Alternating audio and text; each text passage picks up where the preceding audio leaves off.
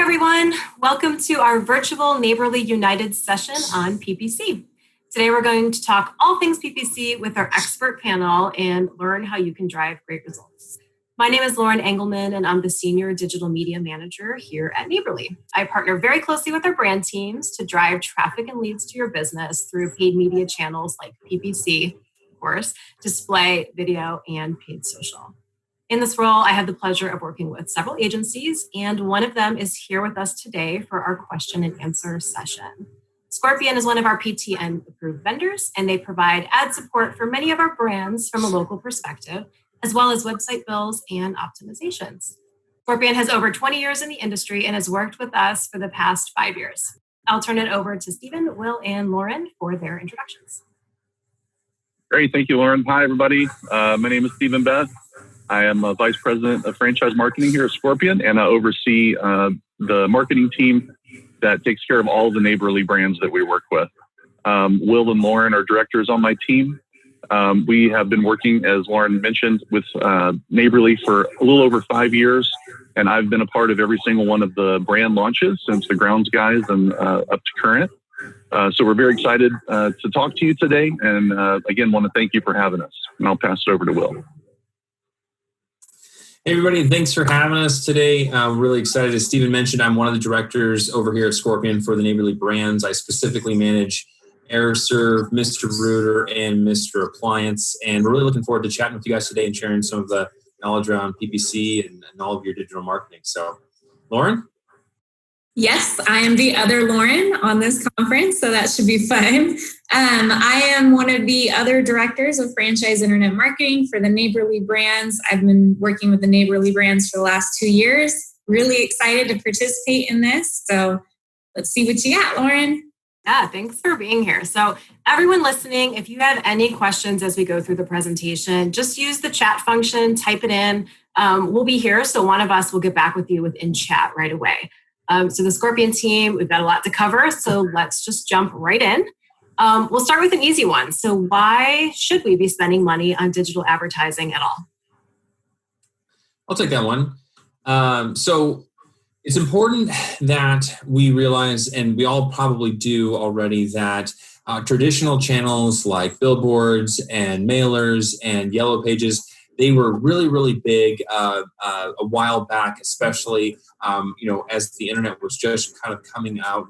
And as we've seen the development of the digital space online, especially over the last decade, we've seen the introduction of all these new channels where people are spending most of their time. The advent and predominance of cell phones obviously has been a big thing that has shifted people's focus from more offline kinds or forms of finding brands and doing research to more online focuses around those things. And so it's important that we understand where our customers are at and how best we can reach them. And the answer to that question today is really through digital marketing and online advertising. And so it's important that we realize the weight and significance that digital online advertising can have, and that you're using it successfully to reach your customers, not just with things like PPC and LSAs, which we'll talk about today, but through all kinds of multi-channel marketing that you might be doing on social media or YouTube as well. So if you want to find your customers, they're spending time online, and the question is, how can you do that? Digital advertising is that answer. So. Yeah, and the measurement piece is big too. With digital, you can measure every little piece that goes into a lead, whereas driving by a billboard, a little bit more difficult.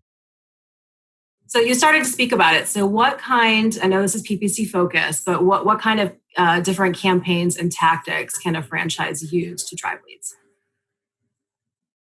I can take that one. So on the digital space, we've tried to get a lot of budget diversification. So if you're running PPC, then you also want to be running Google display ads, and the retargeting portion of that is getting back out in front of the same people that have come to your website, maybe just the first time to check out who are you? Who is this brand that keeps popping up in front of me? Now we're going to start following them around a little bit.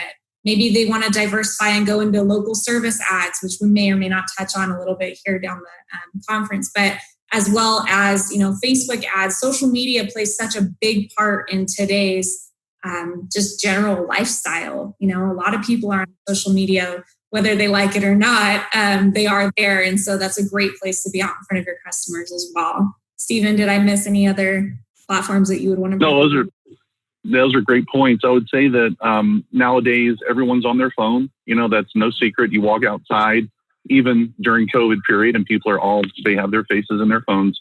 There are dozens and dozens of different channels where you can reach a customer. And now more than ever, it seems that the general public, potential leads, they don't want to be told where to find someone. They want to find a provider on their own. They want to find it in the places that they use the most, whether that's Instagram, Facebook, Google searches, and so forth. So that's what we're going to touch on today. I would say that digital marketing for some franchisees, I think of it as a necessary evil, but it definitely is necessary if you want to find the leads that are valuable.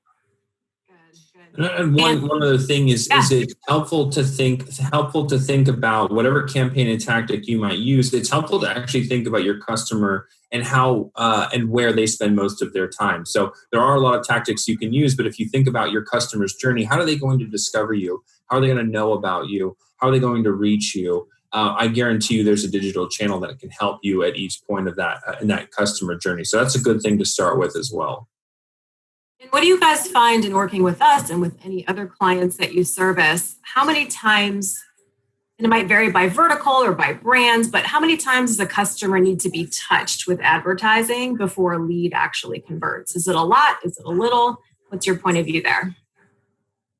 I can jump in on that really quick. I would say that I would bet that it's a lot more than what most people think, because on average, the data indicates that depending on vertical, like you said, but on average, a customer is going to do some research or visit a website through about 8 to 10 different touch points before they actually convert.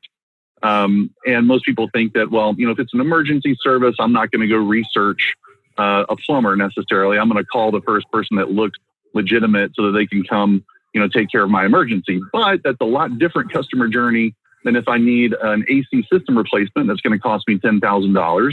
I'm going to do a lot of research on that because I want to make sure that the technician that I'm hiring is reputable.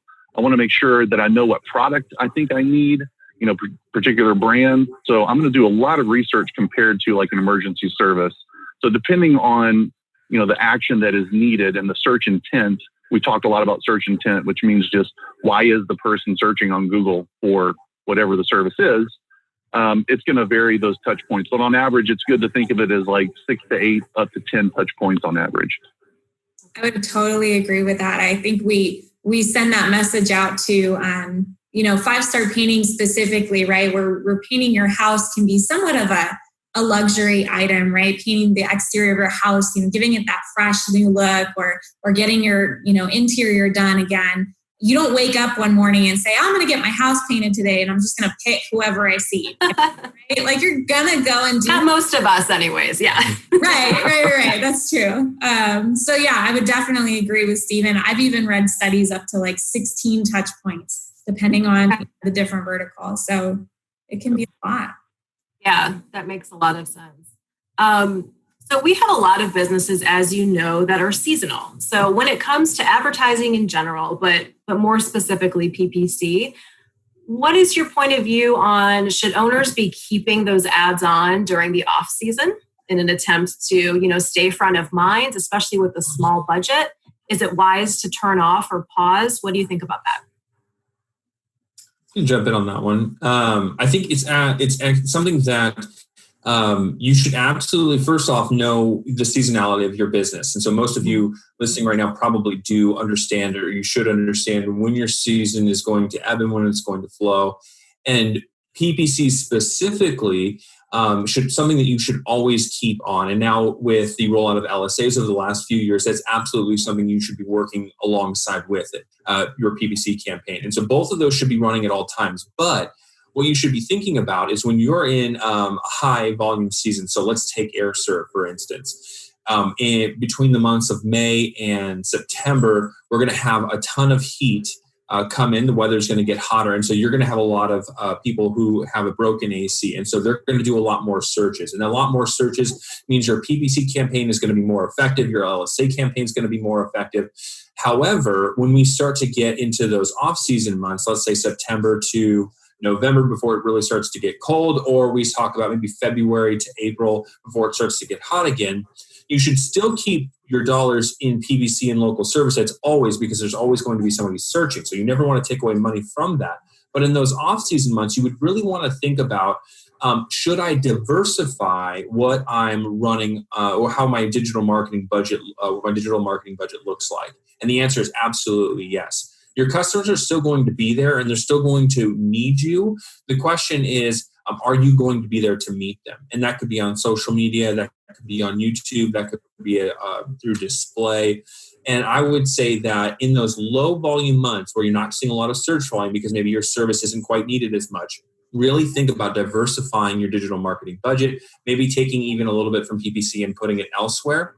But to answer your question briefly, PPC and LSAs are definitely something you should always be running, but just considering the budget as you head into some of those off-season months. Yeah, that makes a lot of sense, and really knowing your business and your customers. So I like that.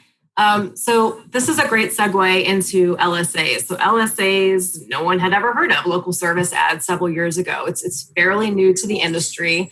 When they first started, it was just a couple businesses that were able to do it. Google keeps expanding, which is great because more and more of our businesses are eligible. Tell us a little bit about the difference between the two and why it's important to play in both. Who would like to take that? Lauren, you want to jump on that one? I can definitely jump in on it. I believe that LSAs, when you're running local service ads, putting yourself out there because it is still somewhat new and it's even new to your customers. Your customers can occasionally be like, oh, what is this new type of ad that's popping up in my area? Because there are still areas that are rolling out with local service ads, as Google waits for enough competitors to enter the space for them to start showing and rotating through, and your customers are still kind of fresh to it. So seeing your name, you're kind of giving yourself that competitive advantage to show up in this new ad space. And the Google Guaranteed badge is definitely something that puts you a little bit over the rest of the competition, because if you are wiggling your way up and you've got this big Google Guaranteed, customers are clicking on that and finding out, what does that mean? If someone is Google Guaranteed, someone as a customer is looking at Google as being like the ultimate internet space, right? Like that holds some weight to people. Like, oh, you're as big as Google. When you have that Google Guaranteed badge and they're clicking on that, finding out what that is and what that means, and that, Google will literally guarantee your work up to $2,000, that's a pretty big deal. It gives your customers a sense of security and safety, knowing that that you have that reputation backed up by a company as big as Google. So I think that separates PPC quite a bit. Will, did you want to touch on anything for that? Did we get into pay per lead versus pay per click? I didn't. That's a big piece here that should be mentioned as well. So the Google Guarantee badge obviously builds a ton of trust, and that's a big differentiator, like Lauren mentioned. But another big key differentiator here is that PPC, which stands for pay per click, that's the pricing model that Google has set up for local service or for PPC. So you pay for the click when someone finds your ad relevant and to them, they click on it, you get charged for it. LSAs were different and have really shaken things up because it works off a pay per lead model. Now, what this means is that you can have a budget that it actually is able to go further because you're only paying every time somebody calls you. So that allows you to not only invest more and actually get more out of it most of the time, because we might not need 4 or 5 people to click on an ad before you get a call. You get a call and then you get charged, which I think is really great. But you also, one of the features that they've put in there as well is a fixed lead cost, which means that your lead that does come in that you do get charged for is going to be set at a fixed lead. And that so far from Google, we've seen be a lot lower on average than our PPC lead costs. So that's a really, really big deal as well. And then the last thing, just really quickly, is that Google has actually even given you an ability to dispute the lead itself. So let's say you get a phone call. You're going to get charged for that. It's going to be a flat rate fee. It's going to be less than PPC, which is great. So your budget can go further. But if that call, let's say, is a spam caller or somebody calling for employment, what you can do is actually dispute that lead with Google, and they will actually give you the money back for the lead that they charged you for, which again, another really big advantage because that just isn't there for the traditional PPC model that we've seen so far. So it's always important, I would say, whenever I'm talking to a franchisee, get LSAs started as quickly as possible. You need a smaller budget to get just as many leads typically. And again, along with that Google guarantee differentiator and that pay-per-lead model, it can really be helpful. But just to try and get ahead of a question you might ask, Lauren, next is you should always be doing both. And I think that's something that franchisees and don't quite understand sometimes. Well, I should just be doing one or the other. You should absolutely always be doing both because we do still see a lot of leads come in through PPC despite having LSAs present.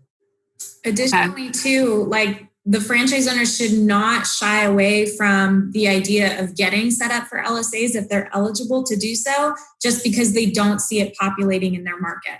Because they could be the ones that set them live in their market, right? Google could be just waiting on more competitors to enter that space so that they can go live. So absolutely doesn't hurt you to get ahead of the game and get set up. Oh, that's interesting. Can you talk a little bit about, so if a potential customer types in a query in Google, the search engine results page, can you talk about the real estate? Correct me if I'm wrong, but LSAs appear above PPC ads, correct? That's correct. Yeah. So they'll appear in kind of an order if you want to imagine it in your mind. The search results page will start with Google local service ads if those are present in a market. Like Lauren mentioned, they're not always present in a market. So let's assume a market we're talking about has Google local service ads. So they'll be present right there at the very top. There's going to be 3 tiles that are going to be available. Then below that, they're going to be up to 4 different PPC ads. Sometimes it usually gives you 2 or 3, but there could be up to 4. Then below that, you're going to have the map pack, which will try to show you a local business in your area. And they're usually going to be 3, maybe 4 of them, and that could have an ad in it. Mm-hmm. So right there, and this is all above the fold, right? So you're not even getting an organic result until you start to scroll down maybe twice and you see that first organic result. You're going to have LSA ads, PPC ads, you might even have a map ad. And then you'll finally get to those organic results at the bottom. And then there'll be even more PPC ads at the bottom of that page. So that's typically what a search results page will look like. And LSAs and PPC still remain fairly dominant. Organic used to be king. My, have things changed. So that's why you recommend it's important to run both, because you're going to dominate a ton of real estate if you're running both PPC and LSA. Yep, absolutely. I think the ideal scenario would be to have an LSA ad, a PPC ad, a map listing, and then an organic listing, right, to be seen. And that's true domination on the page. Mm-hmm. But as we've touched on, Google is doing everything that they can to kind of diminish how important SEO is, as you touched on, that used to be king. There's a reason that they keep pushing organic listings further and further down the page. It's kind of, I think, a human nature to believe that something that's at the top of the page is more important than something that's at the bottom of the page. And Google knows that. They test over and over again. And, the average person, I think when they do a search, they do believe that whatever's near the top is going to be higher qualified. So, and I wouldn't be surprised also if in 2021, we see some shakeup of the search engine result page as well, because they tend to do it at least about once a year. They're always testing new models. Really, I guess the takeaway here would be in contact with your digital marketing provider. Make sure that they're at the forefront of the latest news and that they're able to keep you where you need to be in order to be seen and to be found. Okay, so if you're speaking to the average franchise owner who looks at you and says, Stephen, Will, Lauren, I'm totally sold. I understand the importance of both PPC and LSA. Some of the other things we've been talking about, but I have a small budget. What do you guys recommend? And of course, this is where it's great to work with an agency because they can help with those recommendations. So we can't get too in the weeds. But if you only have 500 or 600, 1,000 a month to spend, how do you navigate that budget? Yeah, I'm going to stay out of that one because I've got my own answer for that. I'll add to it, but Will, Lauren, you guys can jump in.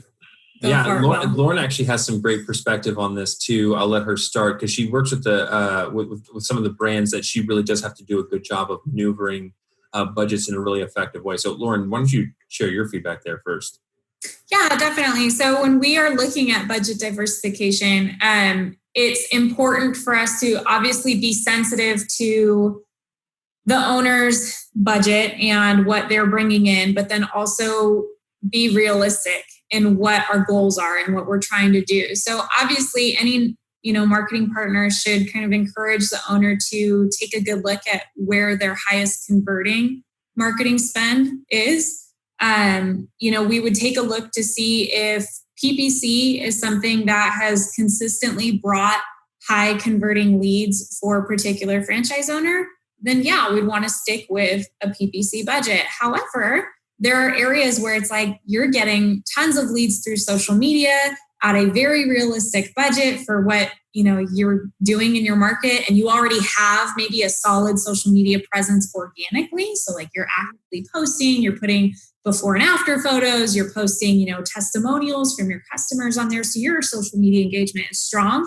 Your lead volume through social media can be strong as well at a very affordable price. So it really depends on the goal of the franchise owner and what they're trying to do. We get franchise owners that tell us, hey, I've only got $500 to spend, but lead volume has been pretty consistent right now through just organic presence, but I want to maintain my branding through the wintertime. Great. We want to focus on maybe some more affordable channels like display and remarketing and social media. We can split and keep your branding really strong. LSAs, that's pretty, as we've talked about, that's a pretty consistent price that you can count on. And if that's high conversion for that particular brand, then we'd stick with that as well. So. And what I'll add here too is that for a franchisee to think when they have a small budget, and this is going to be small is relative, obviously, to the brand. A small Ground Skies budget versus a small Mr. Rooter budget are going to look differently. What I would say is to be wary of running into PPC too quickly if your marketing company or your agency that you're working with is warning you against it. So let me just to illustrate this point. In a certain market, let's talk about AirServe again in Phoenix, Arizona. If you come to me with a $500 budget and you say, I want to run PPC, I'm actually probably going to tell you no. And that might seem like, why would I reject you on that? It's actually trying to help you. Because with PPC specifically, you guys need to remember that the cost per click that drives the overall lead cost that you're ultimately going to get is going to be significantly higher in certain markets than others. And so a $500 budget, it might not go as far. Let's say if that lead is going to cost you $100 to $150, you are just not going to be able to bring in the necessary number of clicks and then ultimately leads to make that effective. So if a franchisee comes to us and they want to spend on PPC because they've always heard, well, that's where I get leads from, we actually try to really evaluate, well, what are your goals, like Lauren had mentioned? And then two, do you have the budget to really support what you want? And then we try to give them some alternatives. So in that case specifically, I actually probably would point him to LSAs because remember, it's a fixed lead cost and it's a lot less than PPC. And that might be a better use of their money, and because they only pay for the lead, right? So we get the budget working a bit more efficiently. So it really does depend on on that partnership between the marketing team and the franchisee to understand the goals, and then be able to allocate those funds as important or as specifically as possible. So, Stephen, Lauren, I know you have a point of view. I love it. No, I love it. My answer, I wanted to wait because I figured that was where Will and Lauren were going to take this, and I'm very happy to hear what they said because my answer is usually there's no blanket answer. If what we want to do and what we train on at Scorpion and what I think any marketing vendor needs to do is really get in the trenches and figure out what the business is all about, what their goals are, where they're located. Like Will mentioned, the analogy I like to use is kind of at a high level, PPC is a little bit like cost per square foot in real estate. If you're in a really competitive market, PPC is going to be more expensive. You need to have a bigger budget. If you're out in the middle of nowhere in Montana, perhaps you might have a much, much lower cost per lead and cost per click. So that is why there really is no one single blanket answer for marketing strategy, especially when it comes to small budgets or limited budgets. But, the goal And the thing that we've done, I think one of the things I hear that franchisees appreciate is that we can start with a smaller budget and then over time build it up as we gain revenue and as we start to show an ROI. So when things start to work well, then the franchisees tend to feel more comfortable pumping more money into the campaign and investing more in producing leads. Yeah, that makes a lot of sense. A lot of the times, this is a common question that we hear. Like, I'm spending on PPC, but I'm not seeing my ad display on the search. Or I do see my ad, but it's not in the number one position. What do you think about that? Is it okay not to be number one? What can they do to troubleshoot if they're not showing at all? I can touch on this again just to get us started. Because PPC or pay-per-click, it's basically a silent auction. So in order to be in the number one position for a PPC ad, that means that based upon all of your competitors, you are willing to bid the most out of those competitors to be in that position. What PPC providers do is they set essentially a cost per click price that we're willing to pay to obtain that lead or to obtain a position. Being in position one is not always advantageous because you might be in a bidding war with a local competitor that's just driving up click costs, and it's artificially inflating your cost per lead and your cost to run your business. So being in position one is not always ideal. We really kind of aim for 1 and 2, but sometimes you could be in position 3 if someone's bidding super aggressively. It really depends again on what the objective is, how urgent the need is for the leads, because also, the buyer's mindset is the higher on the page, the more like worthy they are to be there sometimes. But we've had franchisees contact us and say, hey, I'm a little slow right now. Let's back off on bidding for these certain terms, which may produce an ad that drops out of position 1 or 2. But in general, we always want to be in the top 4, and we also generally want to be somewhere around 1, 2, or 3. And I'll let Will and Lauren expand on that. I was just going to say too that it's really important for us to take a look at what kind of search the franchise owner is doing. Sometimes they'll come to us and they'll say, hey, I did a search for exterior painter near me, and I'm not showing up in ad spot 1, 2, or 3. I'm actually showing up in the bottom PPC spots. And I'll say, well, when did you do your search? And it's like, oh, well, when I got home at night, and it was like 7 p.m. Well, it's a good indicator that your budget for the day probably got spent closer to the beginning of the day when search volume was higher, more relevant searches were happening. So you're now kind of, Google's like, you've got a couple more bucks left for your daily budget. Sure, we can slide you down here in the bottom of the page. Whereas, maybe fresh start in the morning, they were showing up in ad spots number 1, 2, or 3.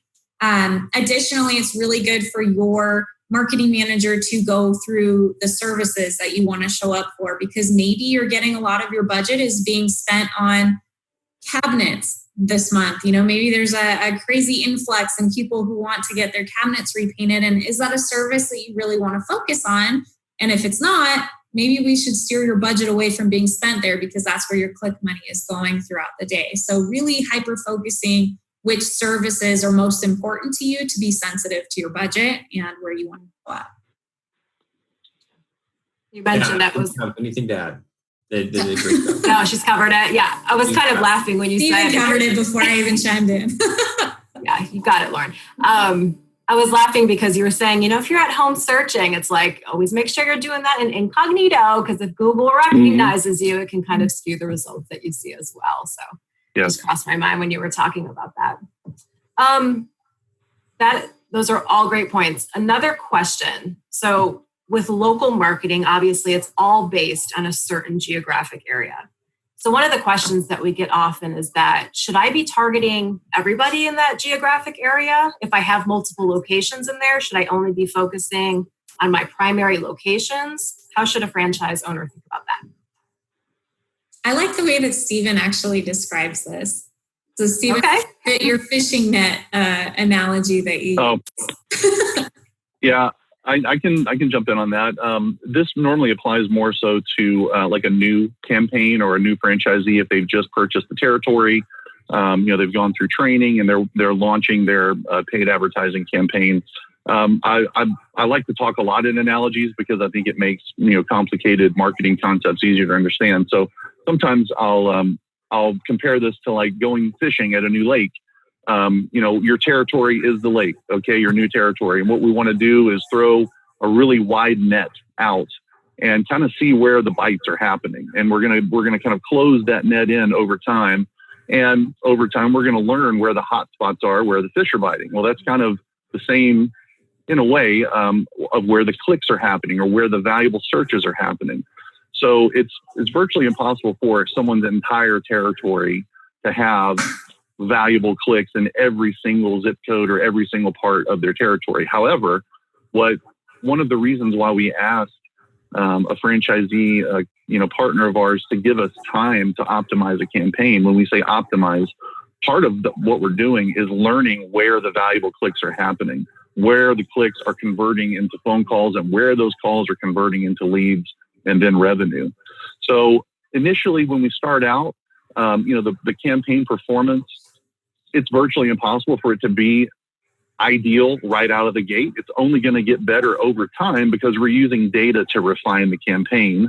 And if you want to think about it again as casting that wide net, and then over time, as we're learning where the fish are, metaphorically, then we start to bring it back into tighter areas. And then we call these hyper target areas with our campaigns, or smart target areas.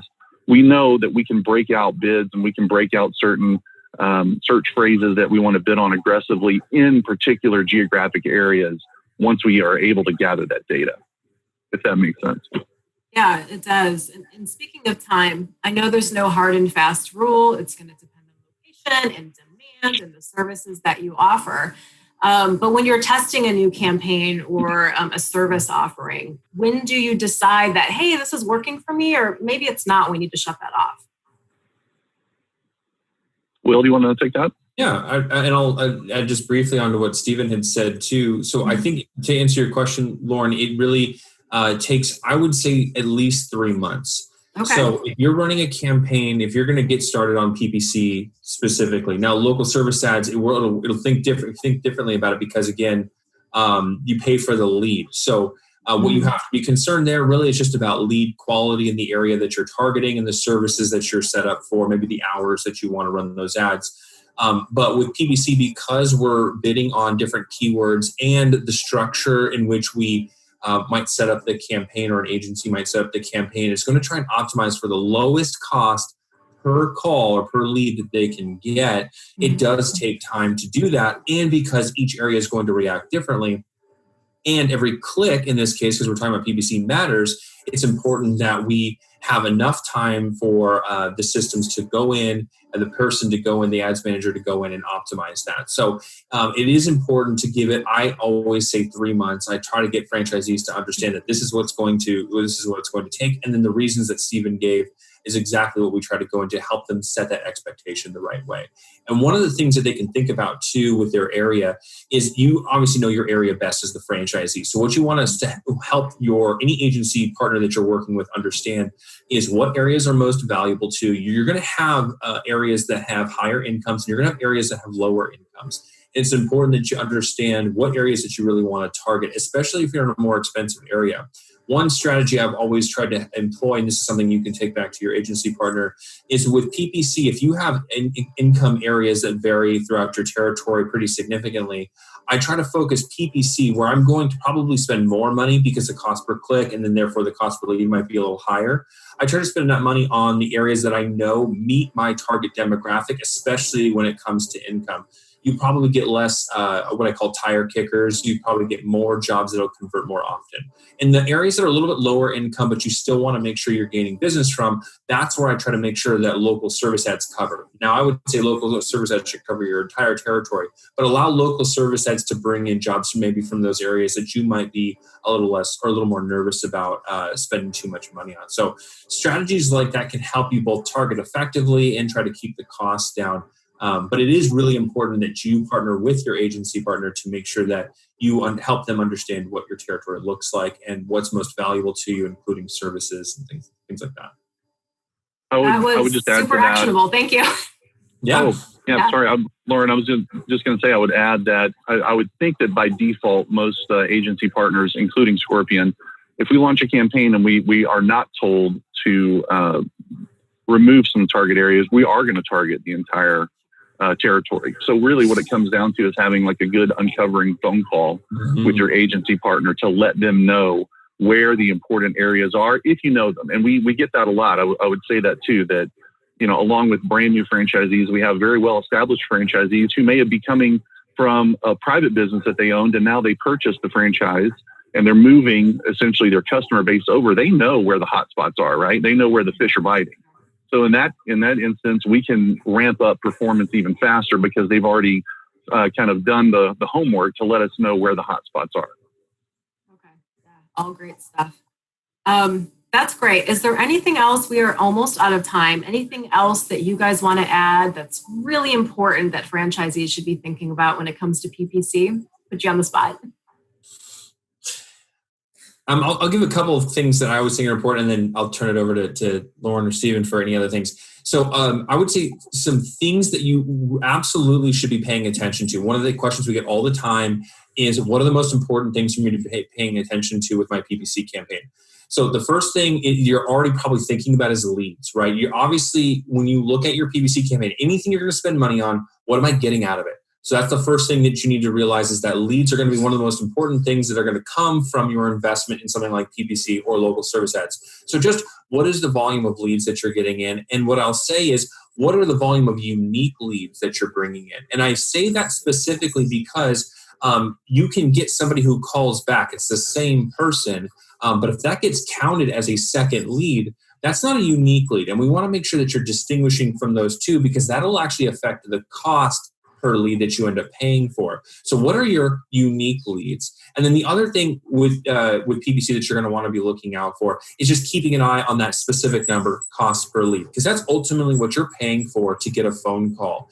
And that cost per lead is just simply the number of leads that you've gotten for the total budget that you've spent for that particular month. And so it's important to keep an eye on that. How is that changing over time? Is that going up in the high volume months? Is that going down in the low volume months? How is that being affected? So not the leads that you're bringing in, the cost per lead. And then what I would also look at is what are the lead quality? So the last thing is lead quality. So you could be getting in a high volume of leads, but how are those leads actually closing for you? And it's really important to pay attention to that as well, because if you're working with an agency partner who said, hey, I brought you in, 1,000 leads last month, didn't we do a great job? But you only closed one of them. You got to ask that question, why was that? And I think it's important for you to pay attention to. Otherwise, you could just be wasting your money. So how many leads are you actually bringing in? What was your cost per lead, and how is that changing over time? And then what are the quality of the leads that you're actually getting? Those are the three things that I would say to be looking out for with your PPC campaigns. I would say too, just to kind of couple what Will just said, we get a lot of franchise owners who think that, I spent $1,000 all last year on PPC and that worked for me, but now, I'm spending that same $1,000 all year this year and my leads are going down. Like, how come I'm not getting the exact same volume of leads? And I don't think, it doesn't come across to franchise owners that your cost per click is occasionally going to be increasing throughout the year. It's going to increase when more competitors enter that space. And so that $1,000 that bought you, 20 leads last year in a September may buy you that same number of leads this September because you've had more competitors enter the space. Maybe you have more aggressive competitors entering the space, right? So everybody's fighting now for that cost per click and to be in those top 3 ad spots. So you have to think of PPC too as something that the price for PPC is just going to fluctuate. It's going to it's going to increase, and maybe, as you're trying to grow, you have to invest a little bit more. So if you're trying to get the same results that you got last year, maybe leaving your budget is the same. But if you're trying to grow your business, you have to kind of grow that investment too that you're willing to put into it. So something to think about, definitely making sure that your budget is matching your goal. And the partner you're working with, should be having open conversations about what they're seeing from competition, how the costs are growing. So all of that makes perfect sense. 100%. It goes back to my cost per square foot analogy. You always want your home to gain value, right? It's only natural that, home prices are going up. Well, it's very, very similar with PPC cost per click, like Lauren was saying. That's something that we hear quite often, just kind of explaining that the cost of business does rise in certain areas. The last thing, Lauren, that I would add, just to kind of put a bow on top of what Lauren and Will both said, which I thought was awesome, is that PPC is not the be all end all. Again, if it was something that a business owner was doing 5 years ago and that's all they were running, the world has changed. The digital marketing landscape has changed. It is still very, very important to run PPC, but it is definitely part of a broader, more diversified marketing campaign. And I would say, having done this for a long time now, it's no coincidence that the franchisees that we see that have broad marketing strategies, their PPC tends to do the best because it all feeds off of each other. Mm-hmm. So to only strictly focus on one channel and expect that to drive your business nowadays is a little bit of a recipe for disaster. And that's one of the things that, as a partner with the franchisees, we want to educate on and explain and then guide, in the right direction on how to spend their money the best way. Gotcha. That was the perfect bow to your point. That was great. Thank you guys so much for coming and chatting with me. I could seriously talk to you all day about this. You've been great. And thanks to everyone attending the webinar and for your questions. And we all hope you enjoy the rest of your virtual Neighborly United experience. Bye. Thanks for having us. Thank you.